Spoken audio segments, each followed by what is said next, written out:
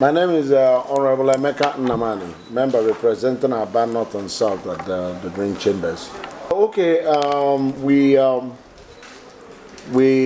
went to appreciate God in church today. We gave a thanksgiving, our victory at the polls. I felt it necessary, having collected my certificate of return and having also been inaugurated formally just a few days ago into the prestigious Green Chambers. I felt it was about time to thank God and then also to have a little bit of party with the constituent. So that's why you have all the activities going on outside. We want to celebrate the mandate that God has given to us today. Propose to have a motion that will compel the federal government to set up a Southeastern Commission. We have the Northeastern Commission, we have the Niger Delta Commission. Why shouldn't we have the Southeastern Commission? So I have put up a bill that will have the federal government set up the Southeastern Commission, and I will lobby the people from the Southeast and our brothers who are also who have empathy to be able to support that motion. And if it passes, we are already on the right trajectory. In addition to the other one that I spoke about, which is the bringing a law that would have a legislative instrumentation that would have the southeastern states come together as a bloc. It might require our sister bodies in the state house of assemblies in those states for ratification and then their governors. But then if we can have a common purse from which we can set up a rail line system and then tackle the issue of power in the southeast. If we have these two things done, then in the next 5 years, be sure that in the next few years, be sure that the southeastern part of the country would be another China. Absolutely, yes.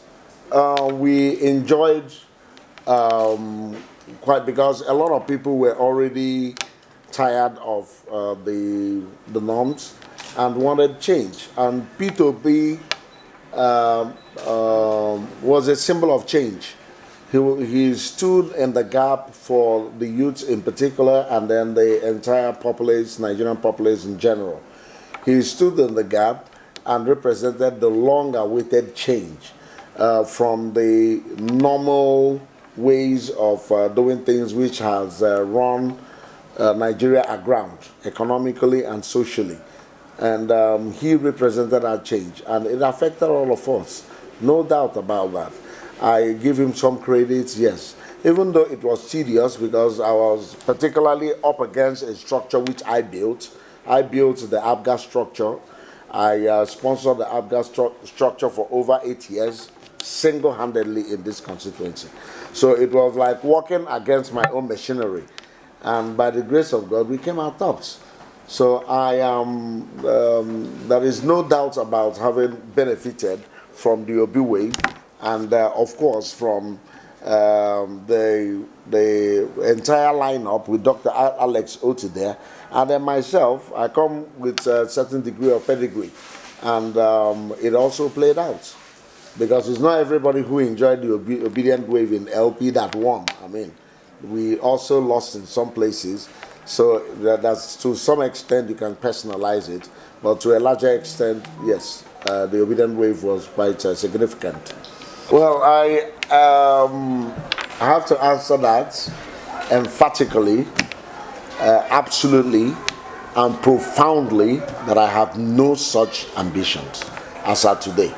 I'm of the Labour Party stock, and this is where I am, and this is where I intend to be. Now, about our support for the Speaker and our own brother, the Deputy Speaker, Ben Carlo. You know, we have just migrated from playing the inter-party politics. We've gone past that stage. What we're doing now, we're playing the federal politics. And I believe strongly that with my interactions with the man called Tajuddin Abbas, I am very, very, very, very optimistic that he is not going to be a rubber stamp speaker.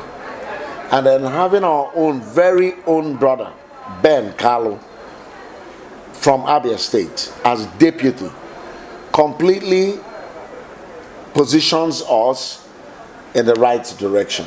And it couldn't have been better than this. So one need not to look further to find out why we threw our weight behind them. Because of these two things. The speaker has a capacity. He is a humble and articulate man with a lot of capacity.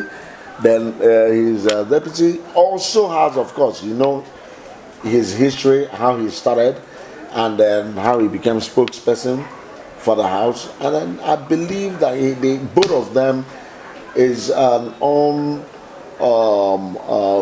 of them are a very strong team to beat.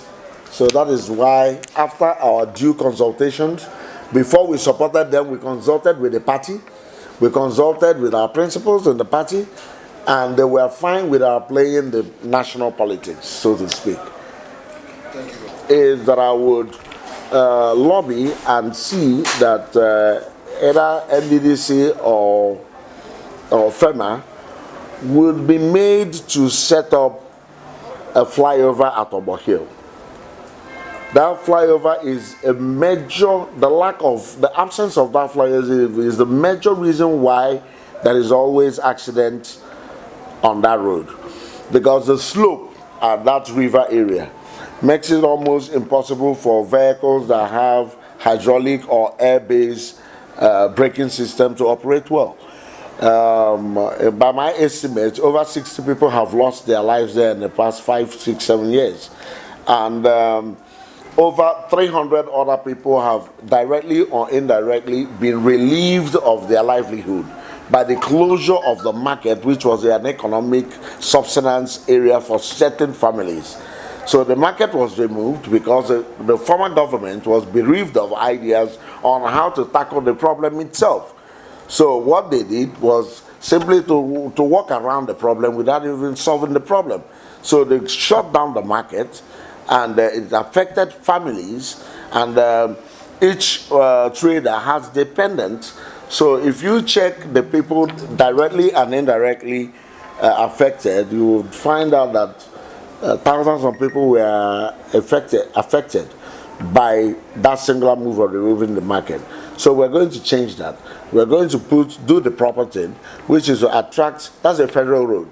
We will attract the federal government to put a flyover. Every heavy-duty truck goes up. They're not allowed to go down. Cars going to east would take the one down. The one, if you're going to Omaba Road, you go down. But heavy-duty equipment must go up. Even if you're going to 7-Up, you have to do that through cable or any other tableland, but not at that spot anymore. These are just a tip of the iceberg on what I want to do. Okay, thank you very much. My secondary constituency, I have a bill that will criminalize the non-payment of salaries, pensions, and gratuities in both the private and in the public sectors. I will view it from the angle of having I see it as an economic sabotage to have people work for a period of time and then you hold back their wages.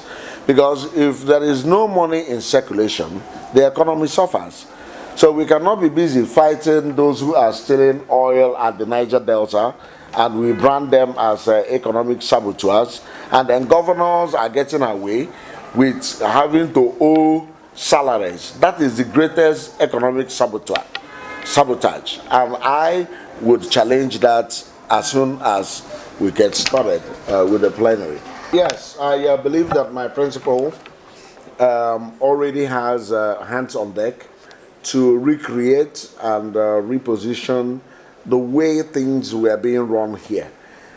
We did not have a system of running things the way they should be.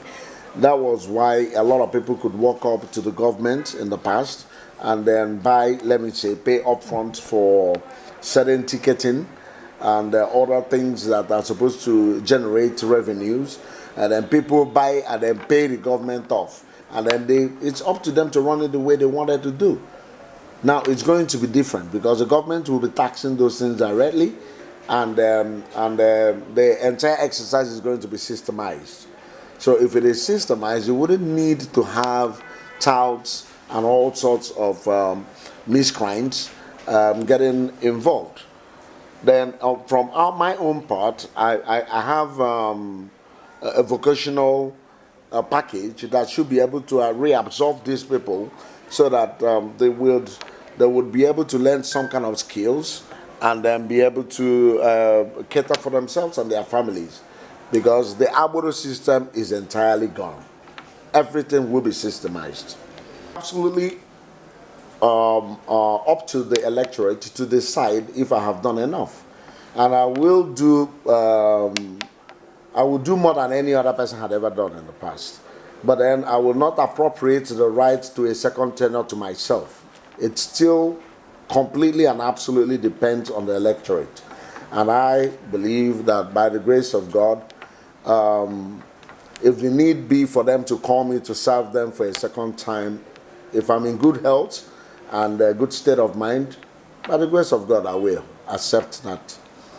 Okay. My message to the Aba people is that they should be a little bit patient. I'm quite optimistic that Dr. Alex Oti has the political capacity and the will to change the narrative.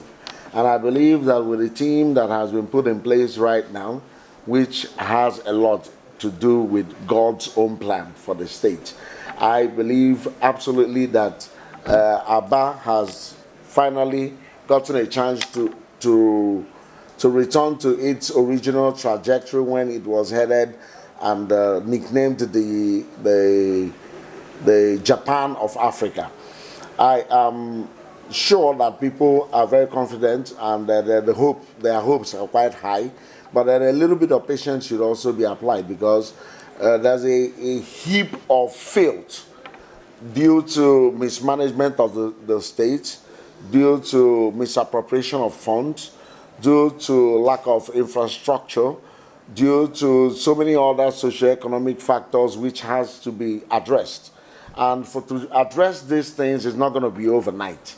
It's going to take a little bit of time. As you already can see, my principal, Dr. Alex Oti, already hit the ground running. And I'm sure by the time the Aba, Ministry of Aba, which he is putting together right now, begins to function, and with me interfacing between them and the federal government, I see no reason why Aba will not return to its rightful position on the map of Nigeria. I have the best team. I am constituting the best team to be able to help make that dream come true. And aside from that, I have liaison officers that are being set up from each and every town union, student unions, market unions, and all the unions that we interfaced during the campaign. Each and every one of them would be giving us one person that will liaise with us. And with that kind of arrangement, I should be able to get myself closer to the needs of the people, irrespective of how peculiar it might be from these people to the other group to the other group. Interfacing with them directly would be more effective, more efficient, more productive, and I believe by the grace of God, it should be the very best option to get all that I have written in my manifesto done.